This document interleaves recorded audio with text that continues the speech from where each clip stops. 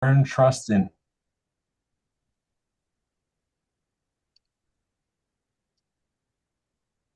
Welcome to Earn Trust in AI Discovery with Search, Social, and Media. I'm Josh Squires, Director of AI Search at Amsive. Thank you for joining us.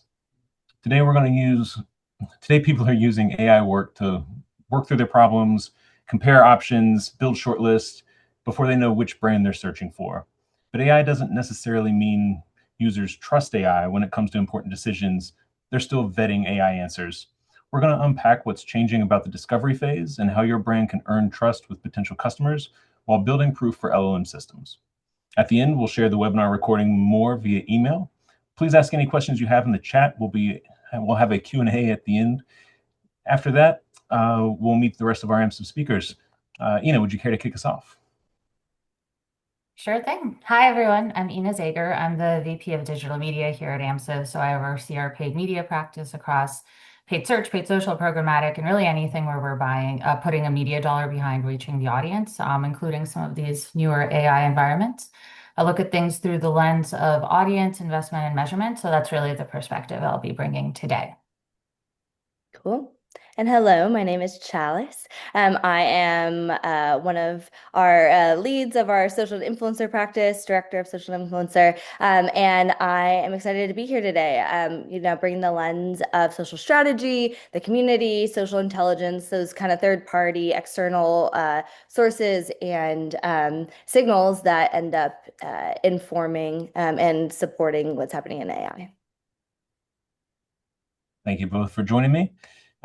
First, let's set the stage and talk about how consumer behavior is changing. On the organic side, we see people asking AI longer, more complex questions, and it's happening earlier in the journey than we typically saw with search. The implication is that they're giving AI a description of the information they want, right? With all the parameters, price, size, feature, location, on the assumption that AI was just going to do all the work and all the filtering for them and just come back with the correct answer. But at the end, they're not always trusting LLM responses. We've had studies show that they bounce around. They'll leave the LLM and go back to Google search or Bing or social or whatever they were getting their information from.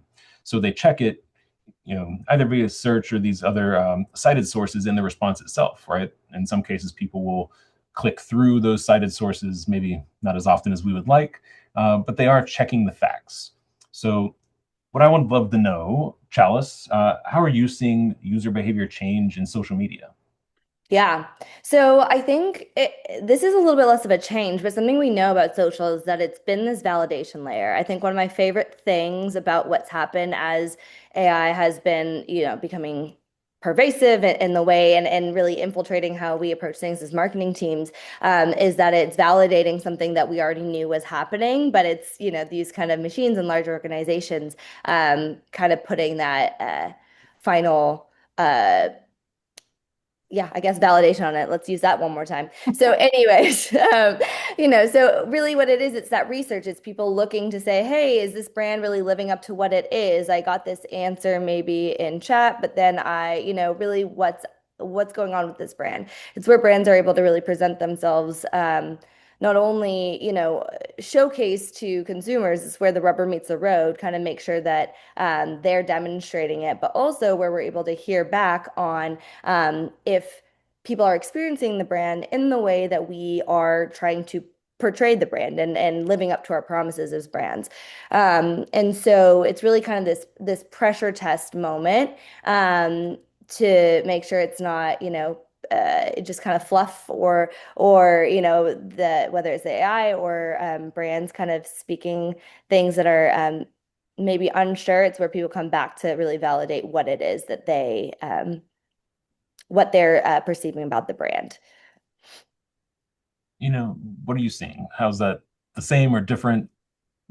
It's fun, to say the least, but really building on what Chalice has been talking about. This is really important from a paid search perspective because what we've already been seeing is that change up in how it shows up in search data. So people haven't developed entirely new needs because ChatGPT or AI exists. What's changing is how much context they're giving us when they express those needs. So like think about something like choosing a checking account. So in Google, somebody might search, best checking account. We know that's a very common kind of keyword or query for a banking advertiser, but it doesn't really tell us much about the person. Now, compare that to the kind of natural language questions we're increasingly seeing in AI and longer tail search. So it might be, I don't keep a lot of money in checking and I keep on getting hit with fees. What should I look for if I switch banks?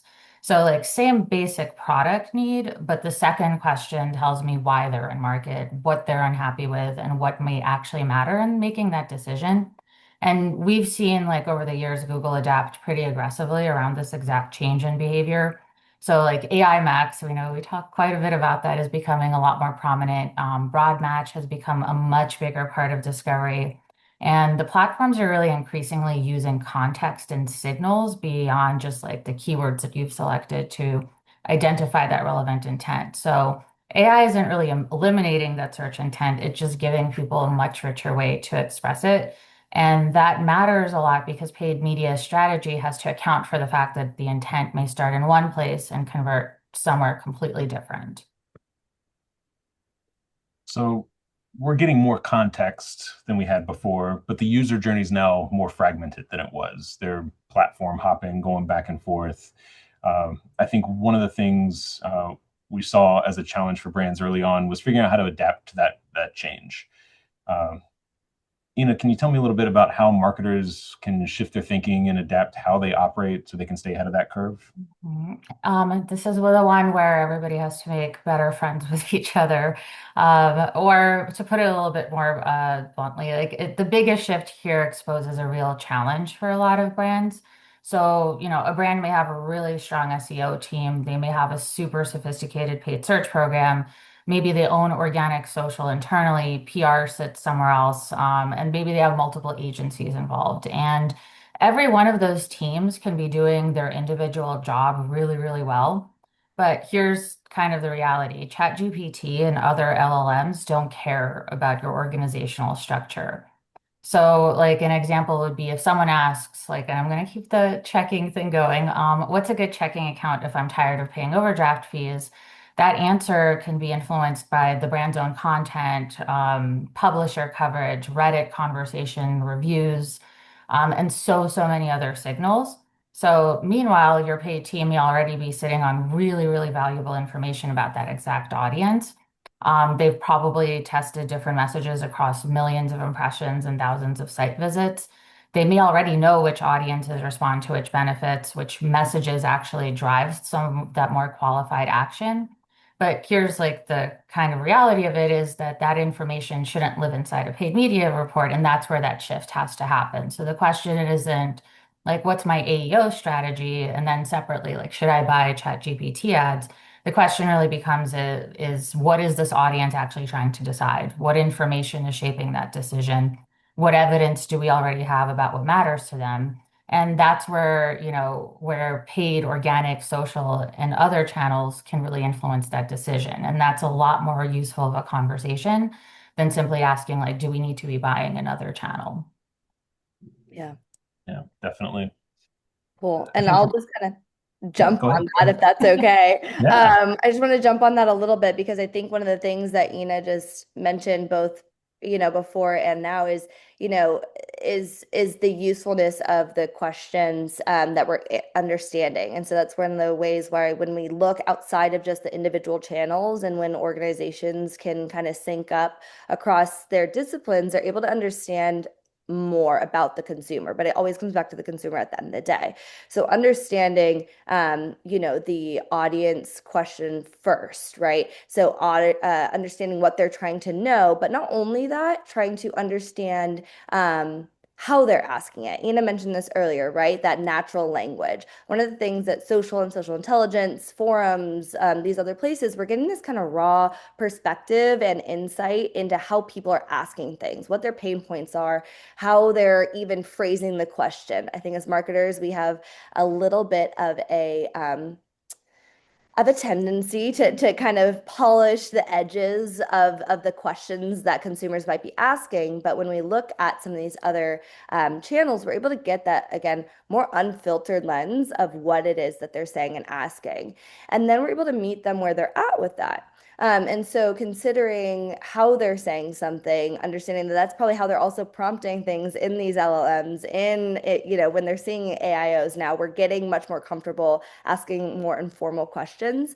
But then we're also able to understand what the intent, as Ina said, the intent of their question is more than just with queries, but what's kind of the backside of that.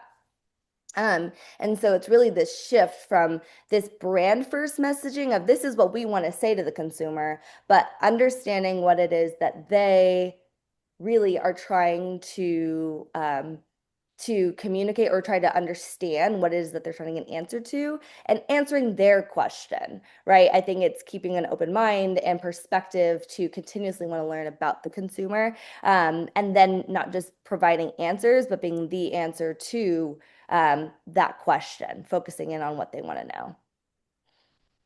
Excellent point. And I think exactly like you said, the audience has to be at the center. It's really about their questions, not our marketing message. We need to be finding where those things intersect.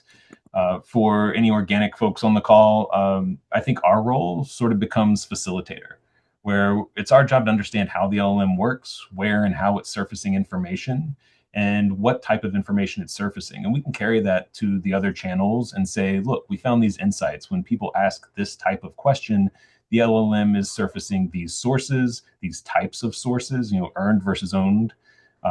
And here's, if it's earned, take it to your PR team, take it to, corporate comms and say, hey, here's what we're seeing. How can we, craft new messaging or get onto these other platforms so that our messaging is more visible in the response?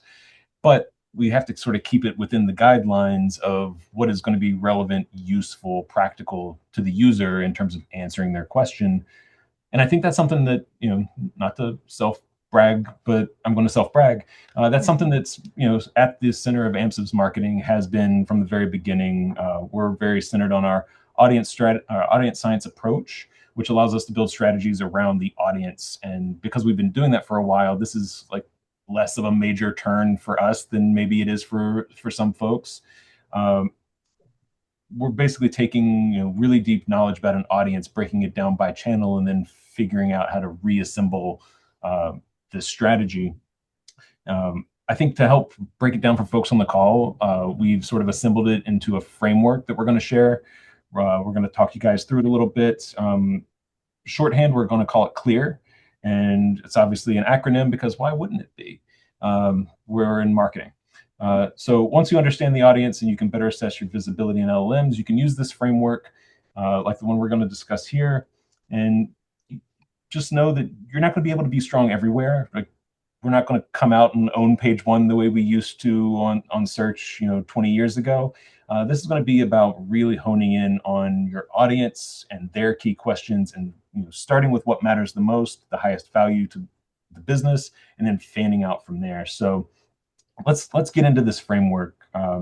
Chalice, how do you choose which audience questions and conversations are even worth focusing on? How do you Yeah. start that process? Yeah, that's such a good question because I think, I kind of was just saying this, there's so much information out there and so many places we can kind of gather that, but then how do you kind of focus in? And I think that as we're able to get more, what's the best way to say this? As we're able to get more specific with the audience, we can kind of move out of this approach of being everything to everyone, right? Sometimes when we're everything to everyone, we're nothing to nobody, which is probably not proper grammar. But I think what's important about that is that we're able to actually get into the nitty gritty about how we intersect with what our customers' needs are, right? Like I said before, it's not just answering a question, it's being the answer to their question. And so when we understand them a little bit more deeply, we're able to demonstrate that we understand them. We're not just answering it, we're showing them that we understand their pain point.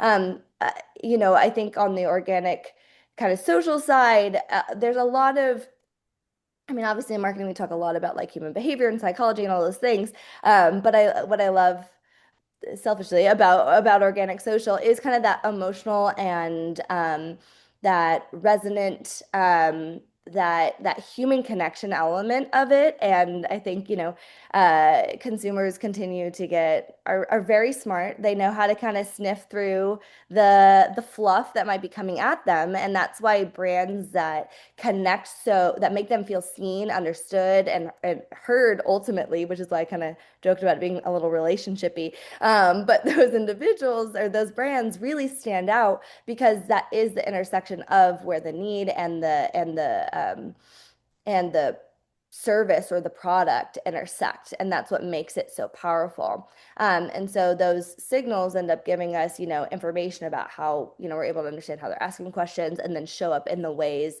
And that just furthers our credibility on how we can solve it because we're understanding who they are.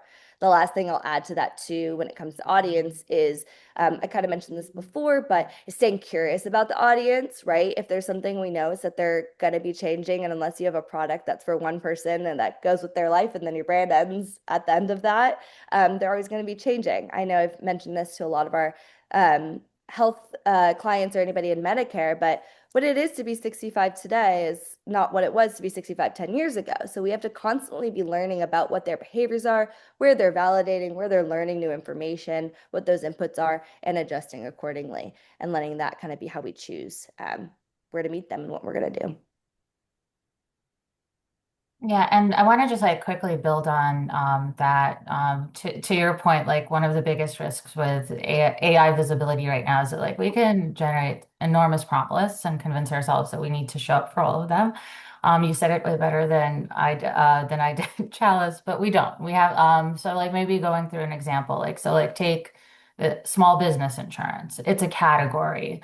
But that compared to like, I just started a landscaping company. I have 5 employees and 2 trucks. What insurance am I legally required to have? That's an actual business problem. And that's where that distinction really matters. So, like, the person who's searching business insurance quotes may be ready for paid search right now. The landscaping owner trying to figure out whether their personal auto policy covers the truck they're using for work is like way, way earlier in the journey. So, that's where there may be a much better opportunity for paid social or video, programmatic, or even like an AI environment where we can introduce the brand before they're ready to request a quote. So I don't want to choose conversations based on just like the prompt volume alone. I want to know what the question tells me about the audience, where they are in their decision journey, and whether there's a meaningful business value there. So really the way to think about it is the audience and business value comes first. The keyword, prompt, and platform come after that. Yeah, I think you guys are really Same aligned brain. with how same brain. And the nice thing is it's similar across all channels, right? Like Mhm. we do actually all want the same things. We're driving towards the same goal, and there's a really similar approach. So agreeing on the questions to answer and who the audience is really important. And on the organic side, we found some value in establishing hierarchies, building out like matrices of audience segment, journey stage, and value prop per each of these individual items. So, Ina, I'm going to borrow your insurance example for a moment, and bear with me for this being not totally accurate. This is top of the head, but if your best customer is somebody who's starting a business and you're an insurance company, the question you posed is a higher value question to chase. We want to show up for that. We want to be there for that customer. We want that business.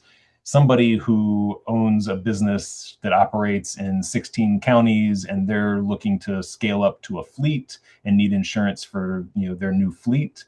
If that's not our best customer, that's less important. Maybe that's a growth opportunity a little later down the road. But when you compare the time and effort it's going to take to show up for the individual questions, it's really important to prioritize them by business value, the effort it's going to take to show up for the answer, and where that user is in the journey stage. Much like regular marketing, and especially like content marketing, we want to focus on the people who are the closest to a conversion first, right? We want to get the money flowing. We don't want to build a giant audience and then have nowhere to send them or be unable to convert them at the end. So starting from the closest point of conversion, the last couple of questions somebody's asking to vet brands or pick the route they're going to go, we want to be there and show up for that. So once you know the audience and the questions matter, how do you understand where your brand is showing up and where the gaps exist? Um, Again, on the organic side, those priority questions, you should know those off the top of your head, but there's some more technical work your organic teams, AI SEO, SEOs, GEOs, whichever acronym you guys are going with, they have access to mine those questions out and look for the different ways that people are saying them. As long as we're focusing on the attributes being used, the way people are describing the thing they're looking for, we're not going to venture too far off base. So we're going to capture those questions, build that list. We're going to get into our tracking tools, and we're going to look for, do we show up? How are we being represented? What sources are being pulled for these answers? And are we present on those sources? That's generally like the starting point from the organic side. Chalice, from the social media perspective, what are you guys looking at? Yeah, so I think similarly on the organic social side of things, a similar approach, right? Like you've got to uh, meet them where they're at, and we kind of it's a slow burn sometimes, but that can that's where all these things working together is really important. And so really, it's about mapping kind of I kind of mentioned this before, it's kind of mapping the external story to kind of what the priority question is for that consumer.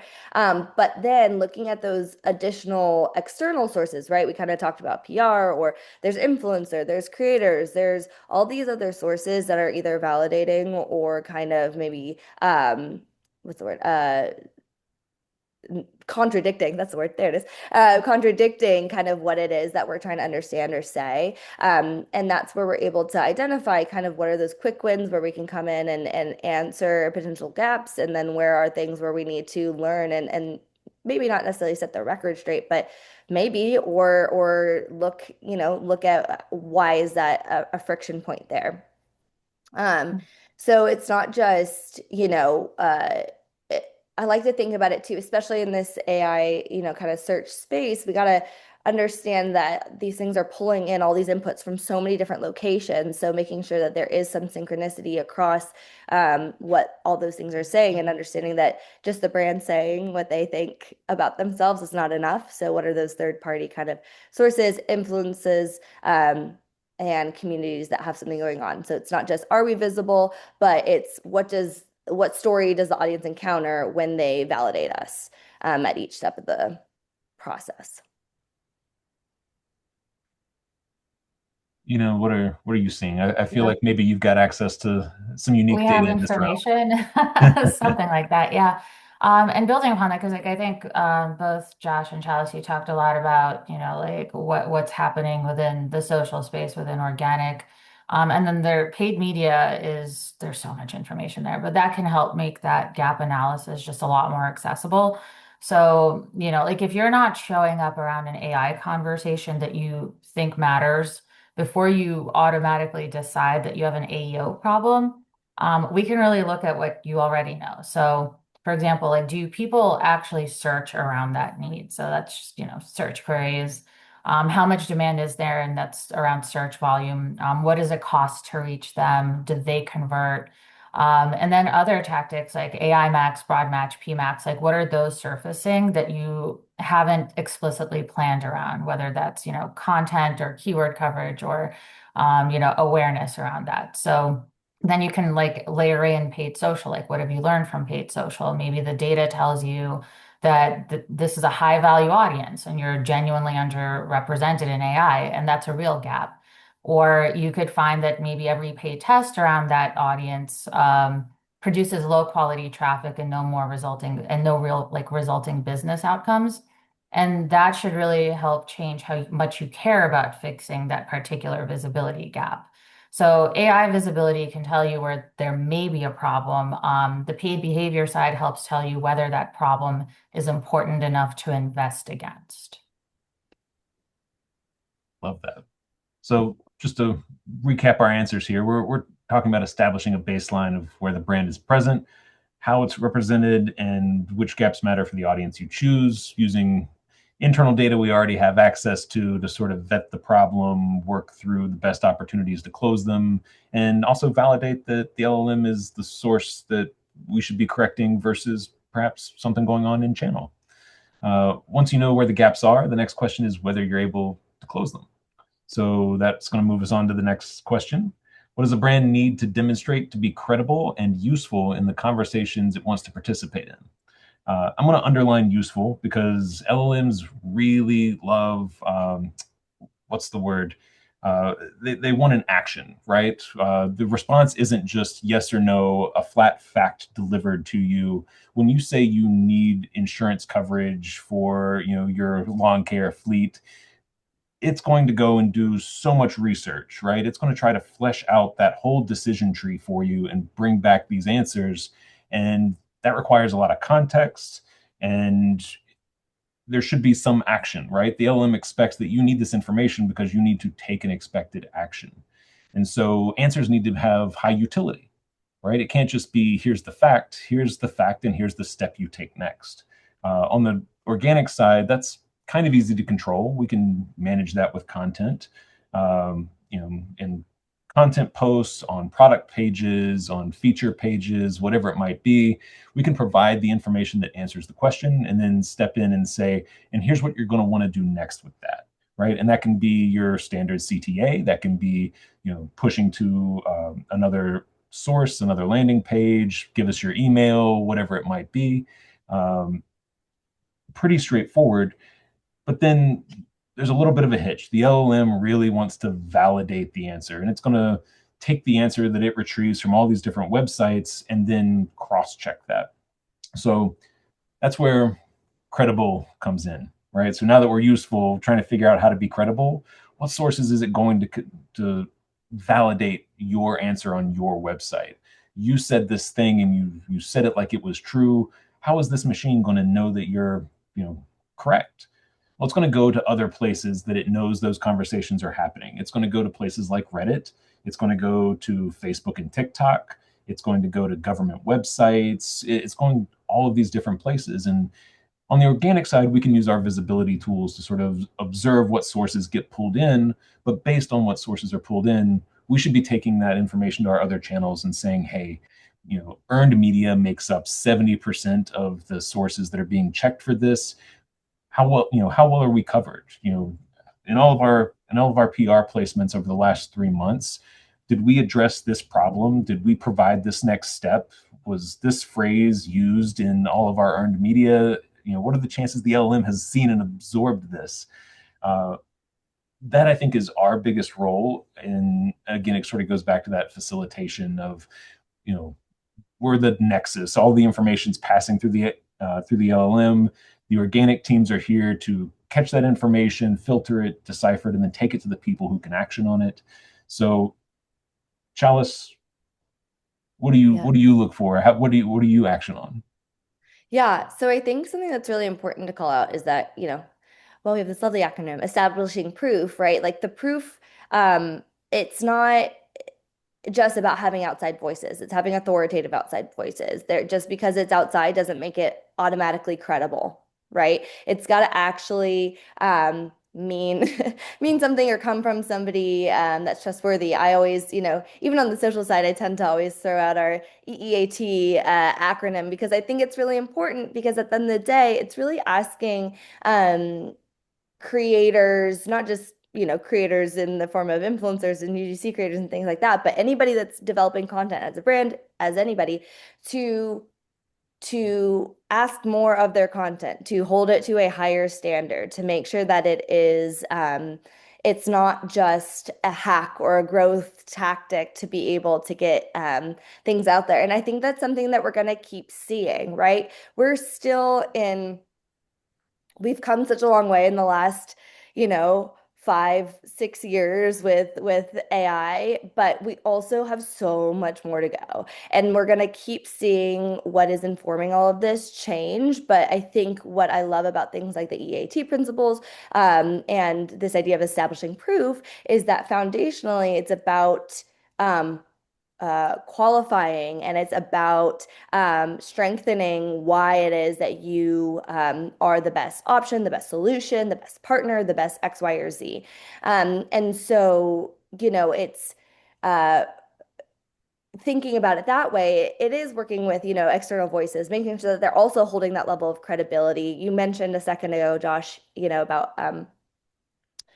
it's pulling from Reddit and Facebook and TikTok and YouTube. And that's gonna keep being true, but changing in varying forms and how much it's considering those things. We saw a lot of that kind of, there's kind of a stat going around from from Reddit from last week and all of that. And so, I think that shouldn't scare anybody. I think it should really honestly embolden individuals to say, okay, let's really look at how we are coming across in these authentic places and making sure that we're doing right by our customers, meeting them where they are in these spaces, understanding where they're asking questions and not trying to, hack the system, not try to do anything, no keyword stuffing, none of that. I know that there's easy ways to kind of move the needle, but at the end of the day, it's still going to come back to, is it quality? Is it answering the question? Is it providing utility? Is it providing authority in that space? So I think that's when we will be able to pressure test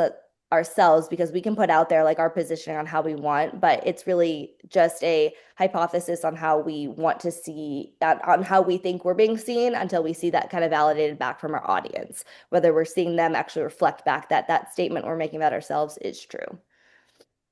I think that last part is super important, right? We need to not just put things out there, we need to have it reciprocated, right? Mhm. And I think like that's really what the LLM is looking for when we talk about validation and consensus, right? What did you say about yourself? And are people reflecting it back to you in a genuine way in organic spaces?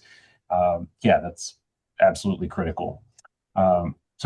Just to recap that section, collectively, we're building proof that connects our brand to the LLM answer, and then reinforcing it through both expertise, credible outside voices, and at this point, it can be really easy for in-house teams in particular to fall back into siloed channel operation, right? Like I've got my little bit of information, I've got my marching orders, I'm just going to go build things and make things and up the spend, and I don't need to go back to the well until it's time for more data. Uh, that's not the best way to do it. You certainly could, but we've found that really working cross-channel is the way to get this done. So once you know the audience and you have the proof, how do you activate across channels without going back to siloed tactics? You know, And I think that's like a big question that everybody wants to sort of get underneath. But this is where I think we can get really practical with that application. So I'll use a real example from my own life because apparently I've spent way too much time recently, like asking ChatGPT about protein bars. Don't ask me any follow-ups on that other than what we're gonna go through. But let's say what I was asking was like, what's a good high protein bar that actually tastes good? And there's a bunch of things that a brand could potentially tell me. So, like, maybe it has 20 grams of protein, maybe it has low sugar, maybe it actually tastes good. And these are all like really legitimate proof points, but we shouldn't make assumptions that they carry equal weight with the person asking that question. So, that's where like paid can come in and help us test that really quickly. So, I can take essentially the same audience in paid social and test creative around protein content versus low sugar content versus taste. And I don't want to just know which one is going to get the highest click-through rate. I want to know which message actually gets somebody to engage with the product, look for where to buy it, add it to cart, and then ultimately make that purchase.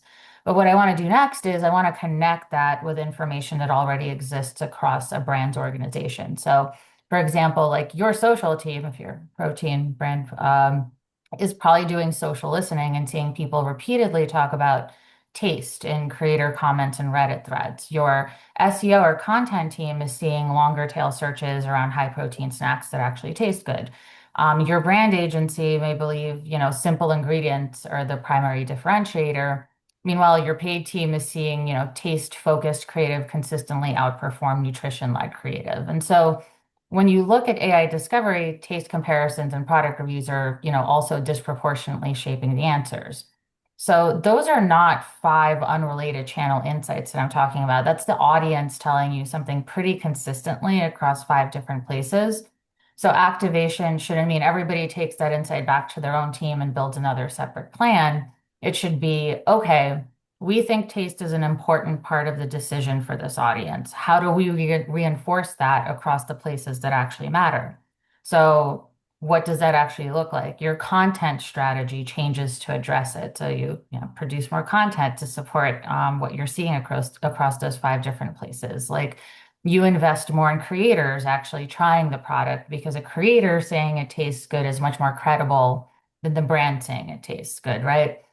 Paid media can then go ahead and amplify that creator content. You'll start seeing within search, it's picking up the longer tail language you're seeing. You can use programmatic or video to reinforce it to the right audience. And then, you know, you can look at ChatGPT ads, giving you another opportunity to really participate while somebody's actively working through that exact question. But the key here is that I don't need every single one of those channels simply because they're available. I'm trying to give each channel a job around the same audience decision. And I know we talked a little bit earlier about it, but that where paid can help surface those gaps very quickly. So like an example would be if, you know, it tastes good messaging gets me interested in the protein bar, you get to the product page and there's nothing supporting that claim, that's a problem. Or if your paid data says taste is what gets people engaged and interested, but every creator review says the product tastes terrible, I cannot media plan my way out of that. So paid isn't creating the proof. It's helping us understand which proof matters enough to move somebody. And really the key takeaway is that paid can surface those gaps quickly, but the rest of the organization has to be able to support the promise of what you're putting out into the market, whether it's a protein bar or not.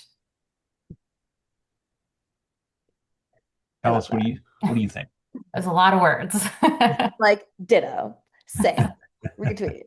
No, I think you hit the nail on the head with that, Ina. I think truly it is, you know, we have all these inputs, and I think that's where, you know, well orchestrated marketing teams have like this superpower is because you're able to have these quick tests and learns that are kind of flowing back and forth between what you're hearing the audience say and then what you're kind of able to test. We obviously in our organic social, you are, you know, have, you know, very loose A/B testing you can do, right? You're never going to have a controlled, a fully controlled environment, but then you can put the insights from that into paid and say like, okay, oh, actually, when we actually kind of get a little more focused in, this is like the final winner, right?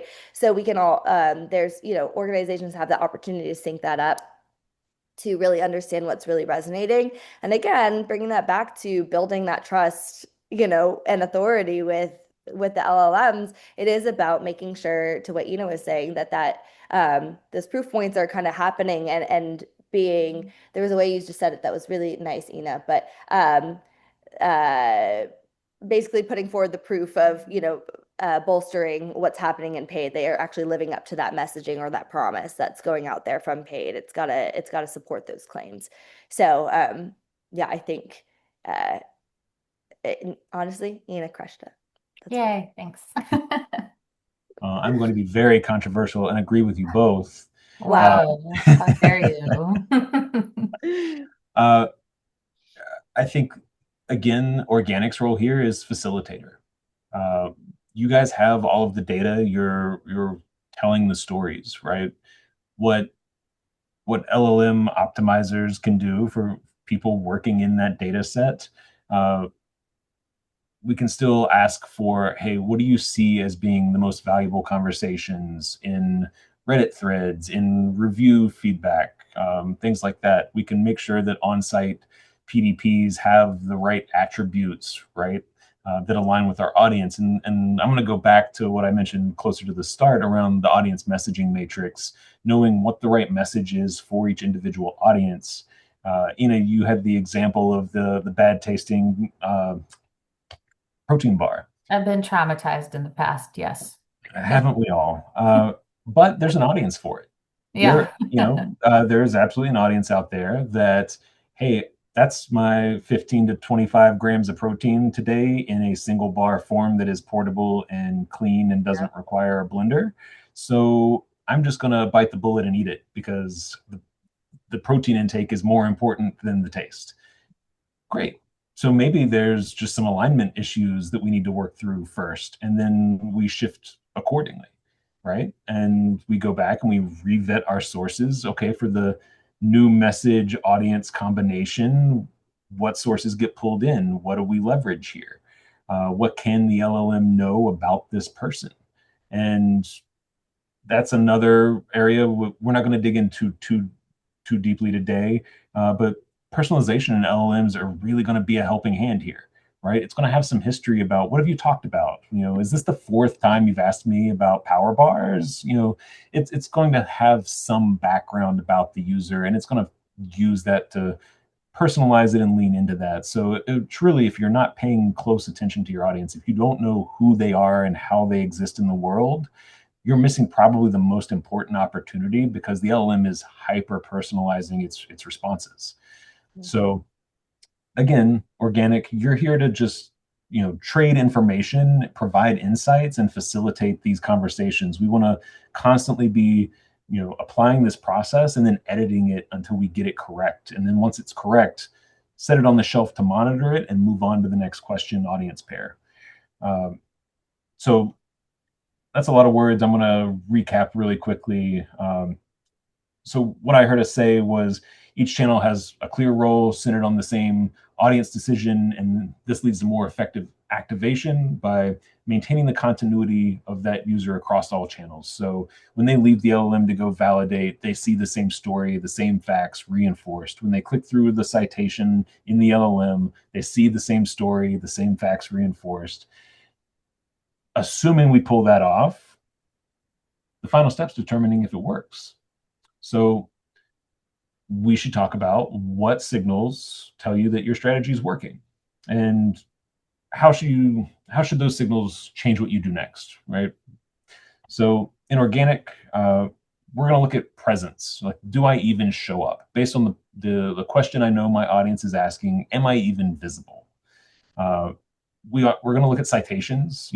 Not just if we're visible. The citations might tell us a little bit about why we're not visible, right? We don't fit in this class of answers. We're not present on these types of surfaces. Source visibility, how the brand is being represented, and whether the priority questions that we chose are actually gaining traction. We can use web analytics, visits from AI attributed sources. If you're using GA, it's got the AI assistance bucket now. If you're using that, just know that that's undercounting, right? We got to go in and do some tinkering with our web analytics to get all of those referrals. If you haven't heard about dark LLM traffic, that's a whole topic to itself. But that's still a really good source because you can tie those visits to actions on the website, and that's going to give you a sense of how much traction you're getting. We also use LLM visibility tools to get a sense of, do the citations that we worked so hard to get included, are those sticking? Or is the LLM pulling something different every week? And if so, what do we do about that? Really what we're looking for is, can I get my brand mentioned? Can I get my sources pulled in that help validate my brand as an answer? And then am I surviving the conversation? And this is a developing area, right? The organic LLM optimization world is just starting to talk about this in the last couple of months.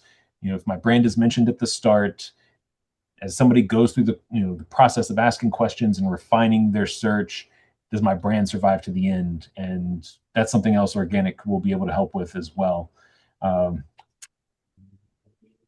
Chalice, what does this look like from your perspective?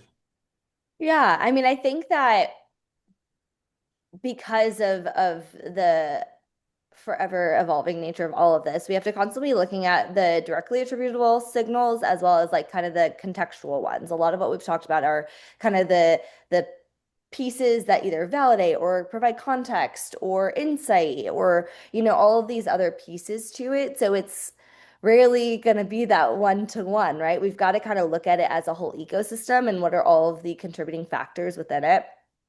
And so there is a level of creativity and, innovation. There is rarely kind of a one size fits all when it comes to, is this working? Because it comes back to what are we trying to do? To what, was saying, what are we asking? What's the role we're giving each channel? And so, for those brands that are, particularly trying to, the big conversation for the last while has been, Reddit, YouTube. We want to get those going because we want to show up more in the LLMs and all of that. And while that's all well and good, it's not just, hey, did it help me show up on the LLMs? Am I doing well on that platform? Because there's all these, again, factors that are going to send signals. Because if you're not getting the reach and the visibility and the signals, even algorithmically on those platforms, then you're also not necessarily supporting, the reach you could have within the LLMs and bolstering it. So there's many different things that you have to look at. It's really layered. So it's really, first kind of some of those direct responses when it comes to social is going to be, are we seeing the kind of like higher quality metrics, those high value metrics like save shares, people talking about it, the comment quality, creators, what people are saying, things we've mentioned. But then we've also got that kind of message adoption. We talked about, are people reflecting back what we've said? Are people reflecting back what we are trying to make our promise? Then lastly is kind of that movement over time. It's, do we see when we put this initiative forward, how have things changed, before and after? Are we measuring that, making sure that we're able to see that shift when it comes to considering again those ecosystem factors? And so really it's just using all of this to kind of refine what it is we're choosing and then prove it and then activate the next piece.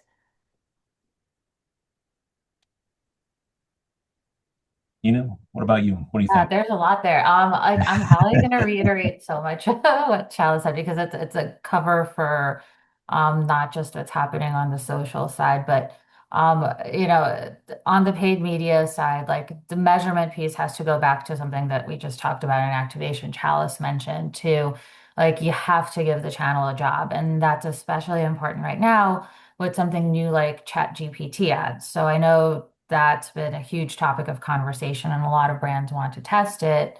But the basic rules of marketing don't disappear because the ad happens to be inside ChatGPT.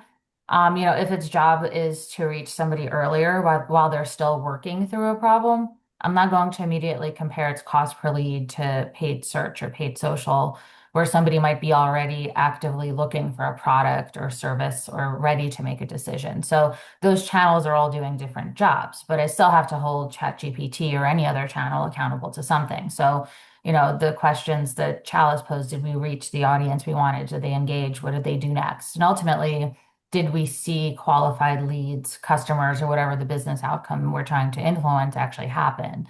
And ultimately, this goes back to really the basics of good measurement, like incrementality. So that's where, exposed versus unexposed audiences, geo-testing holdouts, branded search lift, and sort of the subsequent conversion behavior becomes very useful. And it's a premise and concept that I think we're all as marketers familiar with.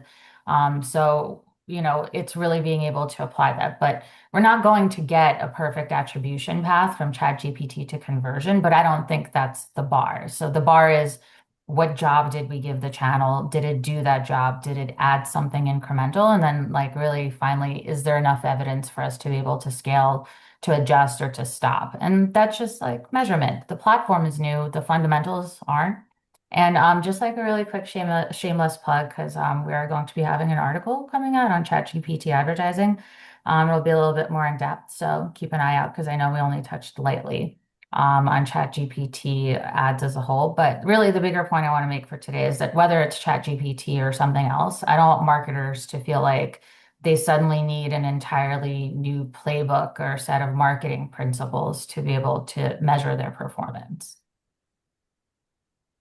And that's my soapbox. That's good. I like that. Well, your soapbox brings us to the end of our clear framework. Um, Again, real straightforward. And when you get to the end, it doesn't stop, right? You either move on to the next question or you go back and you refine the question you were previously working on, right? Any point of failure in the chain, go back to the start, work through it again, and keep processing. So before we sign off, well, we're gonna share this out with you guys. If you want to snap that QR code there, we actually have a more detailed version of this list in table form. Really handy to use, especially if you're still working through these processes yourself. This makes it nice and clear and portable. Happy to share that with you guys.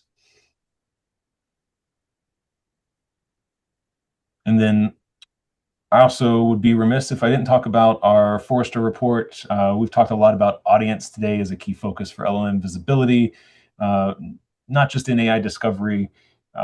We're underscoring the efficacy of this approach from this report by Forrester.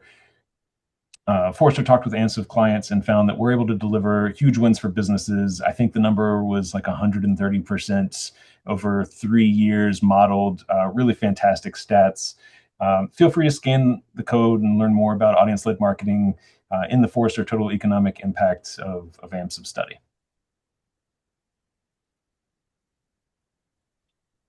And so we're going to hop over to Q&A. I want to make sure we leave time for folks' questions. All right. Excuse me while I pull these up.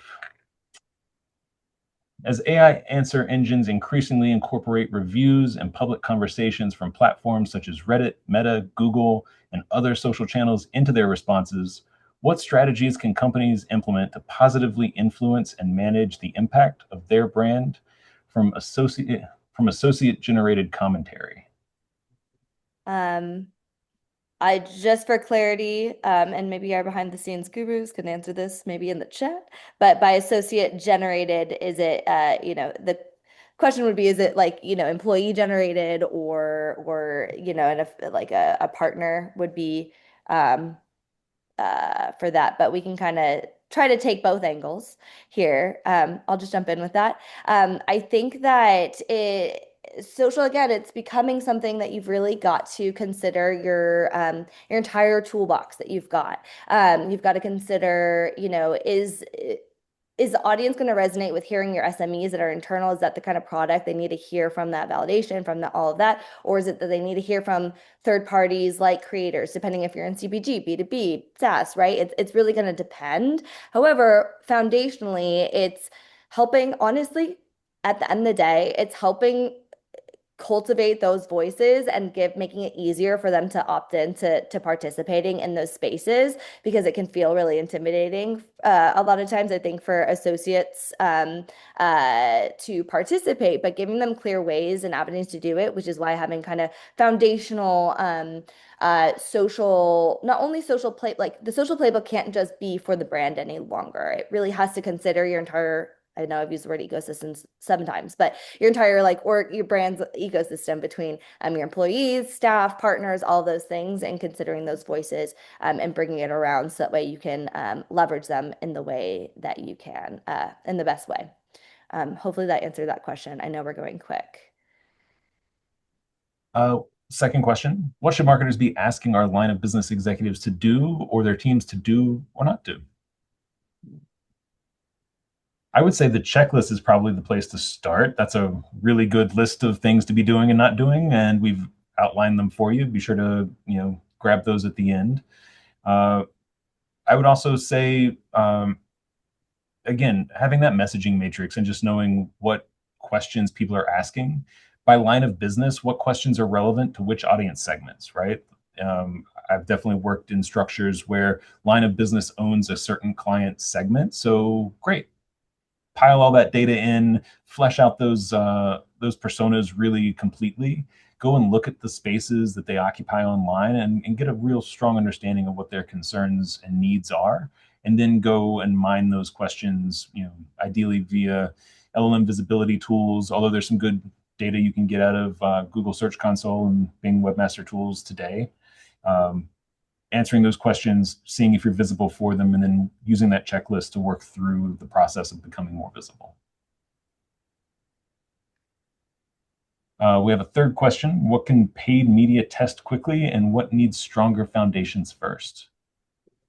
So many things. So I think ultimately, and maybe going back to this leads in with what the previous question was around, what we should be telling execs or, somebody who's managing like a line of business. You kind of have to get clear on the business problem first around like what is your actual business problem, and is AI going to actually be the solution to that?